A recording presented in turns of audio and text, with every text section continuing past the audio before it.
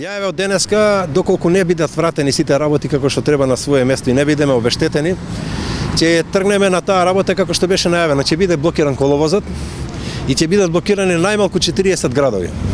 Најмалку 40 градови каде што ќе се блокираат, ќе ги најавиме. Значи, во сабота ќе почнеме со максимално вклучување на блокадите во Македонија. Не само ние бевме колегијални према градот, на граѓаните не страдаат многу, значи правевме блокада една тука или на Црвен крст, значи пак да биде малку порастеретено, но сега ќе идеме порадикално, значи ќе има 40 блокади. Предизвикате ли со тоа револт кај граѓаните, малку се нервозни особено? Точно е, но со тој револт треба да се разбудат, бидејќи ние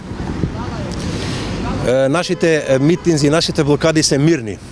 Нека се потсетат на блокадите кога ги правеа шарената револуција, кога кршеа, кога уништуваа, кога палеа.